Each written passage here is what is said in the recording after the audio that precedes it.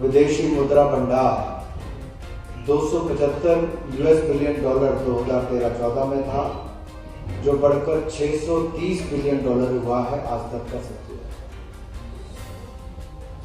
2014 में $35 बिलियन विदेशी पूंजी निवेश यानी कि FDI आई थी। हालांकि पिछले साल आपदा थी, उसके बावजूद $80 बिलियन FDI आई, विदेशी पूंजी निवेश आया।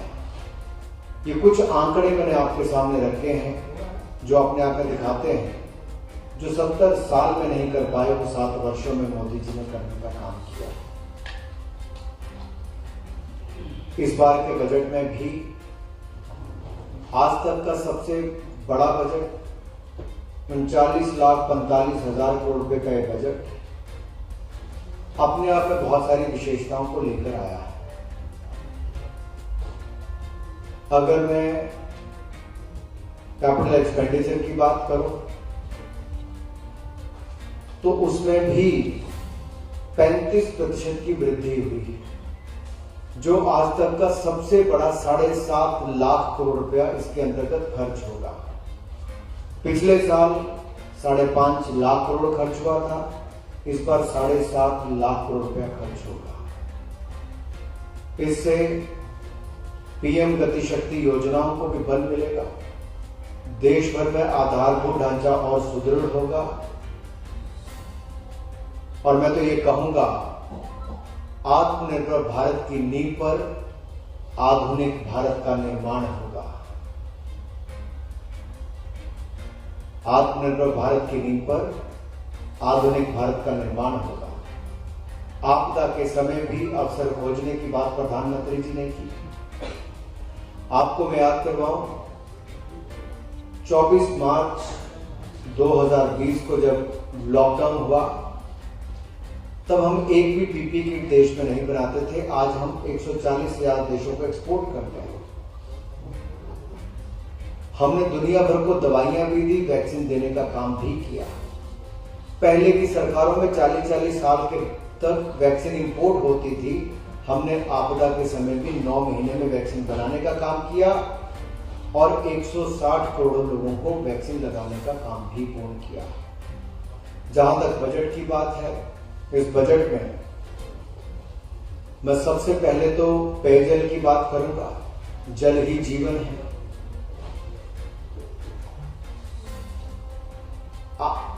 कुल मिलाकर 9 करोड़ लोगों को ग्रामीण भारत में नल से जल मिलता है और उनमें से भी 5 करोड़ लोगों को, 5 करोड़ परिवारों को हमने पिछले 2 सालों में देने का काम किया। मात्र 2 सालों में 5 करोड़ ग्रामीण परिवारों को हमने पानी देने का काम किया और इस वित्तीय वर्ष में 60,000 करोड़ का प्रावधान किया है। 4 करोड़ घरों को नल से स्वच्छ जल देने का काम करेंगे। इसी तरह से प्रधानमंत्री आवास योजना में 3 करोड़ पक्के मकान अब तक बनाकर दिए। गरीब को लखपति बनाने का काम किया है। गरीब का सपना होता है कि पक्का मकान हो, गरीब भी सोचता है कभी लखपति बनूं। ये मकान बनने से लाखों रुपए का खर्चा करके गरीब को पक्का मकान भी दिया और आपको तो पता है रसोई गैस के सिलेंडर भी दिए, नल से जल देने का काम किया, हर घर को बिजली देने का काम भी किया।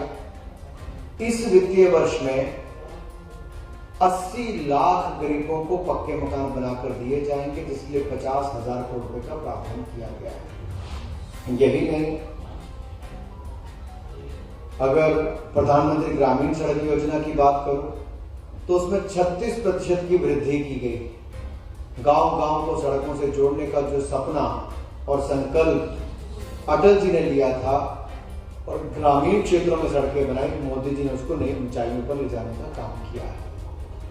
नेशनल हाईवेज की बात करो, आजादी से पहले से लेकर 2014 तक 90,000 किलोमीटर सड़क बनी थी। हमने 7 सालों में 50,000 किलोमीटर नेशनल हाईवे बनाया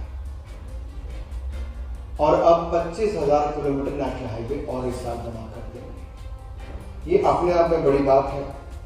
इसके अलावा गरीब कल्याण, प्रधानमंत्री गरीब अन्य योजना की मैं बात करूं, 2.5 लाख करोड़ रुपया खर्च करके 80 करोड़ गरीबों को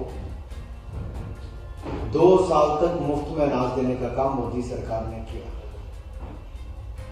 प्रधानमंत्री Ayushman Bharat health infrastructure mission के माध्यम से 64,000 करोड़ रुपया खर्च करेंगे। हर जिला में अस्पताल, टेस्टिंग लैब्स, इसकी सुविधाएं वहां पर देने का काम किया जाएगा। नेशनल डिजिटल हेल्थ मिशन के माध्यम से टेलीमेडिसिन सेंटर्स का निर्माण किया जाएगा ताकि दूर से दूर गांव में बैठे गरीब भी और ग्रामीण भी अपना इलाज टेक्नोलॉजी के माध्यम से भी करवा सके। टेलीमेडिसिन का उसका लाभ भी मिलेगा। 2 लाख आंगनवाड़ियों को सक्षम आंगनवाड़ी बनाने का काम भी किया जाएगा। इसके साथ साथ 400 नई वंदे भारत ट्रेन्स की शुरुआत भी करने जा रहे हैं। एग्रीकल्चर यानी कि कृषि के क्षेत्र में हमने पिछले 7 सालों में जहां 1.5 गुना कीमत किसान को देने का काम किया है, वहीं दुगनी के लगभग खरीद करने का काम भी किया है। इस साल भी लगभग 2,37,000 करोड़ रुपया गेहूं और धान की खरीद के ऊपर खर्च होगा। यही नहीं, नेचुरल फार्मिंग को बढ़ावा देने, प्राकृतिक खेती को बढ़ावा देने के लिए सबसे पहले किसी स्थान को चुना गया है तो गंगा नदी के किनारे दोनों तरफों तक 5-5 किलोमीटर चौड़े अगर देखा जाए तो एक खेती को प्राथमिकता दी जाएगी, जिसके माध्यम से किसान की लागत भी कम होगी, गंगा प्रदूषित भी नहीं होगी, मां गंगा को उस तरह से साफ रखने का प्रयास भी होगा और कम फर्टिलाइजर वाले, 0 फर्टिलाइजर वाले जो है, आपको जब फसल पैदा होगी तो उसके दाम भी बेहतर मिलेंगे और स्वास्थ्य का लाभ भी उससे मिलेगा। ड्रोन टेक्नोलॉजी का लाभ भी दिया जाएगा। एफपीओस के माध्यम से, सेल्फ हेल्प ग्रुप्स के माध्यम से भी ड्रोन सुविधा के माध्यम से फर्टिलाइजर छिड़कने की बात हो और वो भी सप्लाई चेन को भी ड्रोन्स के माध्यम से बेहतर किया जा सकता है, वो भी हम करने जा रहे हैं। पीएम किसान सम्मान निधि में 11 करोड़ किसानों को अब तक 1,80,000 करोड़ रुपया मिला है। आगे भी ये सुविधा मिलती रहेगी। खेलों का बजट 2014 के मुकाबले इस साल 3 गुना ज्यादा हो गया है, जो लगभग 3,062 करोड़ रुपया हुआ है, जो आज तक का सबसे ज्यादा बजट है। अगर मैं बात करूं राज्यों की, तो 1 लाख करोड़ रुपया राज्यों को बगैर किसी ब्याज के दिया जाएगा और इस 1 लाख करोड़ रुपए को 50 साल के बाद वापस करना है। यानी कि उत्तर प्रदेश के हिस्से जितने 1,000 करोड़ रुपए आएंगे वो उत्तर प्रदेश को 1, 2, 5 साल में वापस नहीं करना, 50 साल के बाद वापस करना और उस पर भी ब्याज की कोई ब्याज नहीं लिया जाएगा। एक बहुत बड़ी राहत राज्यों को दी गई है। इसी तरह से ही न्यू पेंशन स्कीम के माध्यम से पहले केंद्र सरकार के कर्मचारियों को जो सुविधा थी, अब राज्य के सरकारों को भी वो डिडक्शन की सुविधा दे दी गई है। एक बहुत बड़ी राहत उनको भी इस क्षेत्र में मिली है। आपदा के समय आपने देखा डिजिटल इंडिया का लाभ क्या हुआ। सबसे सस्ता डेटा दुनिया भर में हिंदुस्तान में मिलता है। गांव-गांव तक ब्रॉडबैंड पहुंचाने की इस साल तक हमारी कल्पना है कि इसको पूरा कर लिया जाएगा। हर गांव में ऑप्टिकल फाइबर होगी और इसके अलावा बच्चों की शिक्षा प्रभावित ना हो। पहले 12 चैनल हमने आपदा के समय खोले थे पिछले 1 साल में, अब हम 200 टीवी चैनल बच्चों को शिक्षा के लिए खोलने जा रहे हैं। 200 टीवी चैनल बच्चों के लिए खोलने जा रहे हैं ताकि 1 क्लास 1 टीवी चैनल को हो सके। सप्लाई चेन में ड्रोन कैसे हो, हमारे स्टार्टअप्स कैसे बेहतर करें, तो उसके लिए भी हमने प्रयास करने जा रहे हैं कि डिजिटल पेमेंट सिस्टम हो, फिनटेक हो, ड्रोन्स की बात हो, इन सब में हमारी स्टार्टअप्स ने बहुत शानदार काम किया है। दुनिया के पहले 3 देशों में स्टार्टअप्स के रूप में भारत का नाम आता है और जहां मैं आज में बैठा हूं, उत्तर प्रदेश भी देश के पहले 3 स्टार्टअप प्रदेशों में आया है। बड़ी उपलब्धि है। और जो हमने स्टार्टअप्स वाले युवाओं को 1 वर्ष का और इनकम टैक्स की और छूट दी है, ये भी उससे उनको लाभ मिलने वाला है। कृषि के क्षेत्र में एक बड़ी परियोजना हमने उत्तर प्रदेश के लिए, जो अटल जी का सपना था, वो भी पूरी की।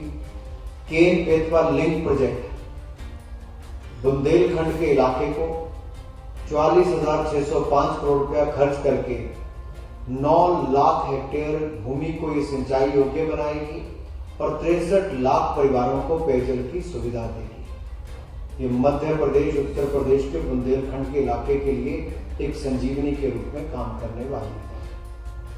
भाइयों बहनों, बातें बहुत सारी हैं, आंकड़े भी बहुत सारे हैं। मैंने जो शुरू में कहा कि आत्मनिर्भर भारत की नींव पर आधुनिक भारत का निर्माण होगा और अमृत काल में इसकी हमने शुरुआत की है, ये मैं कहना चाहता हूं। PLI schemes, production link incentive schemes जो है, वो 14 अलग अलग सेक्टर्स के लिए हम पिछले 1-1.5 साल में लेकर आए। 1,97,000 करोड़ रुपए का इसका बजट रखा गया है।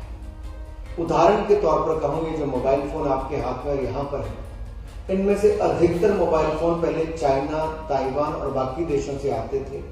हिंदुस्तान इलेक्ट्रॉनिक्स का दूसरा सबसे बड़ा आयातक था, आयात करता था, इंपोर्ट करता था।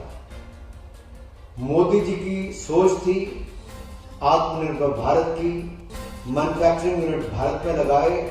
आज हिंदुस्तान दुनिया का दूसरा सबसे बड़ा मोबाइल मैन्युफैक्चरर बन गया है।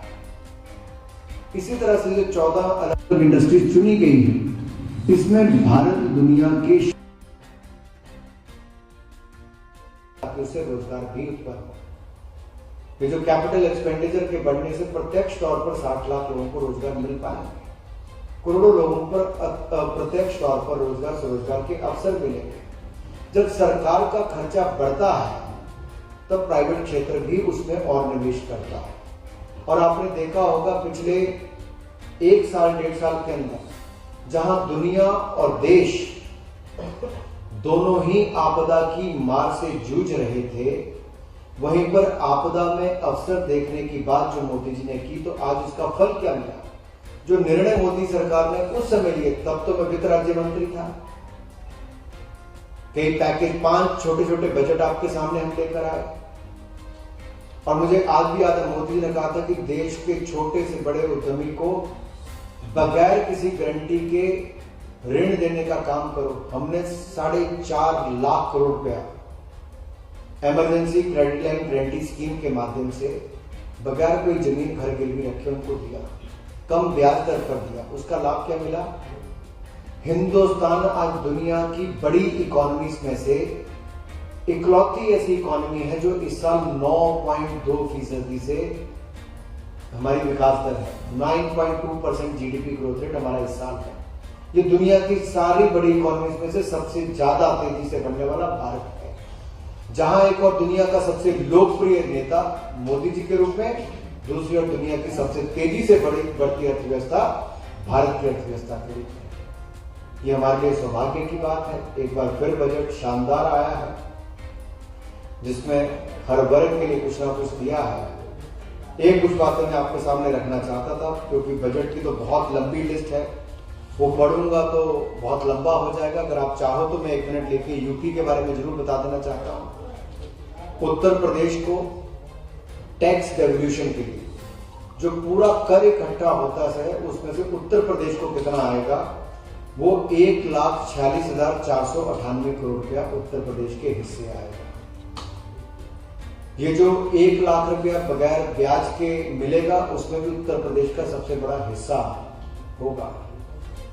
इसके अलावा जो फाइनेंस कमीशन की ग्रांट है, वो भी सबसे ज्यादा जिनमें से मिलती है, उनमें से एक उत्तर प्रदेश है, जिसको 15,003 करोड़ रुपया उसमें मदद मिलेगी। स्वच्छ भारत मिशन में ग्रामीण में 1,900 करोड़ रुपया मिलेगा। और जैसा मैंने कहा कि पानी की प्यास बुझाने के लिए जल जीवन मिशन है, उसके अंतर्गत 12,000 करोड़ रुपया उत्तर प्रदेश को मिलने वाला है। अलग अलग नेशनल हाईवेज और एक्सप्रेसवे उत्तर प्रदेश में बनाने के लिए, जिसमें कानपुर से लखनऊ 63 किलोमीटर एक्सप्रेसवे है, बनारस से लेकर कोलकाता 642 किलोमीटर है, सिलीगुड़ी से गोरखपुर कॉरिडोर 520 किलोमीटर है। अंतर्राष्ट्रीय कनेक्टिविटी सोनौली से लेकर गोरखपुर की 80 किलोमीटर है। ऐसे कई प्रोजेक्टों को मिलाकर देखा जाए तो 46,627 करोड़ रुपया उत्तर प्रदेश को हिस्से में आएगा और केन बेतवा लिंक प्रोजेक्ट 44,605 करोड़ रुपए का है। इसके अलावा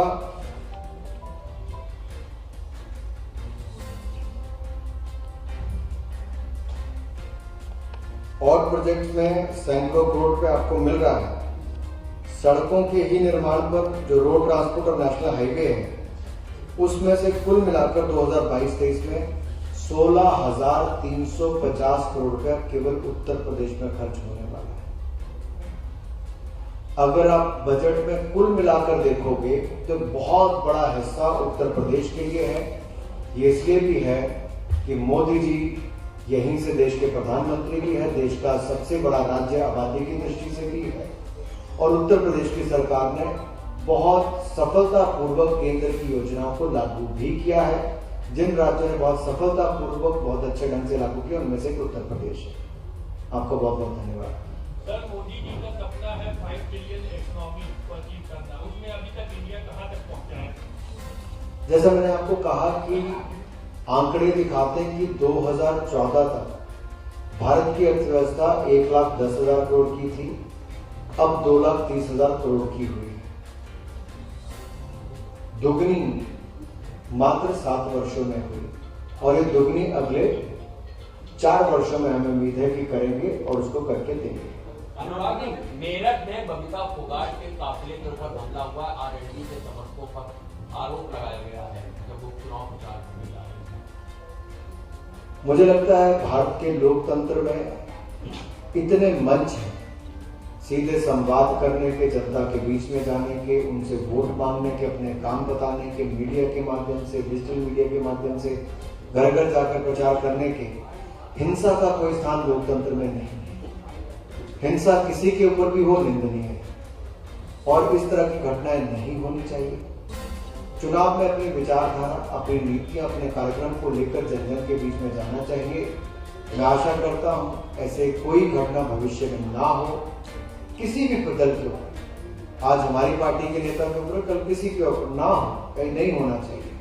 मेरा आपसे सवाल ये है कि आपने अभी नई पेंशन का जिक्र किया, पेंशन स्कीम का। यूपी में समाजवादी पार्टी ने पुरानी पेंशन बहाल करने की बात कही है और उसको लेकर के वो कह रहे हैं कि उनका मास्टर स्ट्रोक है, जिससे सारे सरकारी कर्मचारी एकजुट हो जाएंगे। तो आपके पास इसकी क्या काट है, आप क्या सोचते हैं इसको लेकर के? न्यू पेंशन स्कीम में भी 10% से 14% भारत सरकार ने, हमारी सरकार ने, मोदी सरकार ने ही किया और अब भी राज्य के एम्प्लॉइज को बराबरी का अधिकार टैक्स डिडक्शन का दिया है, तो मोदी सरकार ने ही दिया है, जिसमें उत्तर प्रदेश के कर्मचारियों को भी लाभ मिलेगा। और अखिलेश जी को मैं याद कराऊं, शायद उनकी याददाश्त थोड़ी कमजोर है, वो 2012 से 17 तक भी इस प्रदेश के मुख्यमंत्री थे, तब क्यों नहीं कर the old pension scheme? Congress 10 साल केंद्र में सत्ता में रही, बहन मायावती जी भी उत्तर प्रदेश में रही, इन सबकी सरकारें रही, इनमें से किसी ने नहीं किया साफ, ना प्रदेश में ना देश में।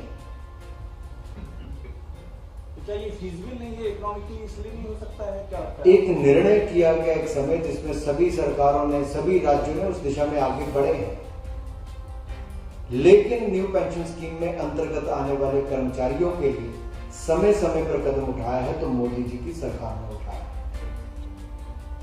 और एक पीछे एक आर्टिकल छपा था, एक जानकारी दी गई थी उत्तर प्रदेश के शायद मुख्य सचिव जी का था, जिसमें कहा गया था कि कैसे इस पेंशन का लाभ कितना ज्यादा है। अनुराग जी, लखनऊ एक छोटा शहर है, यहाँ पे 3,000 करोड़ रुपए का बजट शहर के विकास के लिए केवल डेवलपमेंट अथॉरिटी का है और पूरे देश में खेल का बजट 3,000 करोड़ रुपए बताया जा रहा है, जैसा आपने बताया। ये आपको कम नहीं लगता ओलंपिक्स की तैयारी और इन सब चीजों को देखते हुए? देखिए, खेल राज्य का विषय है, इट्स अ स्टेट सब्जेक्ट, तो राज्य की भूमिका ज्यादा है, लेकिन उसके बावजूद केंद्र सरकार ने, मोदी जी की सरकार ने टारगेट ओलंपिक पोडियम स्कीम की शुरुआत की। जितने एलीट एथलीट है उनको देश और विदेश में ट्रेनिंग का पूरा खर्चा मोदी सरकार सहन करती है, यहां तक कि 50,000 रुपये उसको जेब भत्ता भी मोदी सरकार देती है। 300 दिन कैंप में रहने का खर्चा भी मोदी सरकार वहन करती है। इंटरनेशनल टूर्नामेंट में जाना उसका खर्चा भी हम लोग वहन करते हैं। इसके अलावा आधारभूत ढांचा भी राज्यों में कुछ हद तक खड़ा करने का हम लोग प्रयास करते हैं। तो अगर मैं मुकाबला करूं 2014 से 2021 का, तो खेलों का बजट 3 गुना ज्यादा हुआ।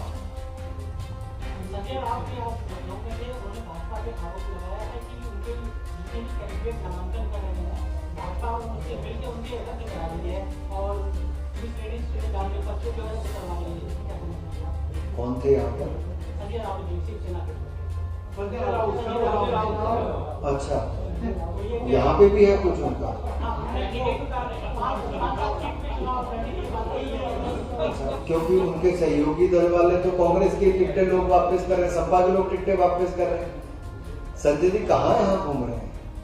संजय राउत जी ने एक लेकिन बड़ा आरोप शब्द लगाया, वो राजेश्वर सिंह जी को लेकर के आरोप लगा। उन्होंने कहा कि ईडी में अपने मन के अफसर भारतीय जनता पार्टी के लोग लगाते हैं और उनके लोग हमारे लोगों पर कार्रवाइयां करें। उन्होंने कहा 2024 तक ऐसे छापेमारी चलती रहेगी। देखिए, कोयला घोटाला,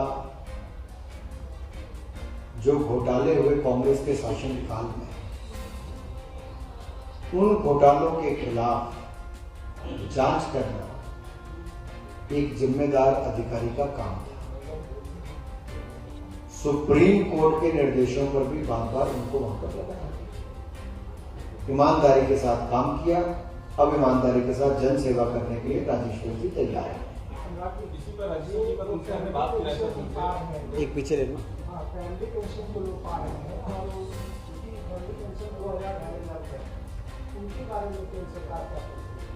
ऐसे लोग काफी 60 वर्ष से 70 वर्ष। मैं आपने एक अच्छा विषय छोड़ा, जो बेचारे पुराने कर्मचारी थे, मजदूर थे, उनको भी लेकर, जो कांग्रेस के टाइम पे तो कईयों को पेंशन 10 रुपए मिलती थी, 18 रुपए मिलती थी, कई तो लेने नहीं चाहते थे। न्यूनतम उसको भी करने का 1000 रुपए का कदम मोदी सरकार ने उठाया था। और अगर मैं यहाँ पर की बात करूं वृद्ध, विधवा, दिव्यांग की, तो यहाँ पर योगी सरकार ने उसको बढ़ाकर 1000 रुपया किया है, जो पिछली सरकार के मुकाबले 3 गुना, कई जगह 2 गुना ज्यादा है।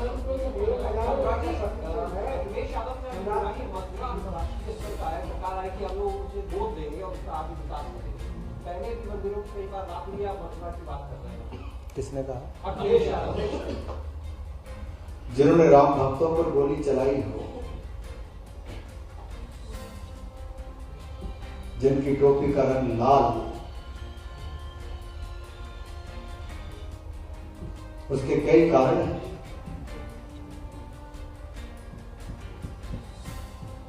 उनको पहले तो पुराने जवाब देने पड़ेंगे। दंगों के, अपराधियों के, माफियों के, राम भक्तों पर गोलियां चलाने के,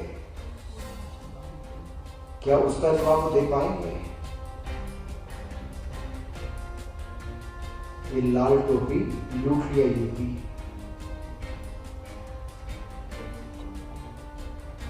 और ये प्रदेश की जनता जानती है। अनुराग जी, राजेश्वर सिंह ने TV9 से इंटरव्यू में ये कहा है कि 2014 से पहले उन्होंने कई मामलों की जांच की और उस दौरान उनके खिलाफ फर्जी शिकायतें डाली गई, जांच को प्रभावित करने की कोशिश की गई और वो लगातार मामलों की जांच कर रहे थे और एक के बाद दूसरे करेक्शन आते जा रहे थे और सरकार करेक्शन में आकंठ डूबी थी। अपना उन्होंने एक्सपीरियंस शेयर किया फर्स्ट टाइम, और यहाँ तक कहा है कि जांच को प्रभावित करने की कोशिश करना और फर्जी शिकायतें डालकर डिलील करना खुद उनको, इस तरह की बातें उन्होंने बताई हैं 2014 से पहले के पीरियड को लेकर के। इस पर आप देखिए, देश जानता है कि कांग्रेस के कालखंड में वो 10 वर्ष ऐसे थे जहां अंतरिक्ष से लेके पाताल तक कहीं लूट करने में कांग्रेस पार्टी पीछे नहीं रही। 2G घोटाला हो, कॉमनवेल्थ खेल घोटाला हो, कोयला घोटाला हो या अंतरिक्ष घोटाला हो, इन सब घोटालों में कांग्रेस और उनके नेताओं के नाम आए। कई जेल भी गए, अधिकतर अभी बेल में है, और मुझे शायद बेल वालों के नाम बताने की जरूरत नहीं है।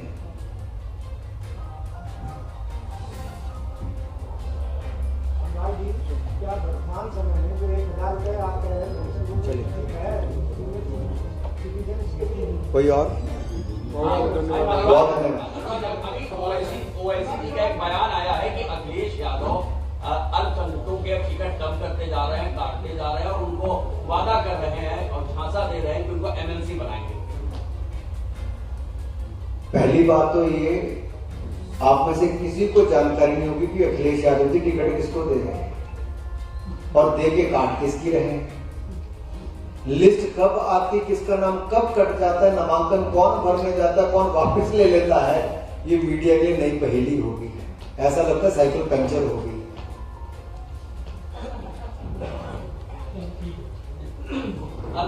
एक ऐसा राजनीतिक दल जो अपनी लिस्ट जारी नहीं कर पा रहा है, चोरी छिपे टिकट दे रहा है, टिकट देकर वापस ले ले रहा है, तो आप कल्पना कीजिए गठबंधन में दरारें हैं।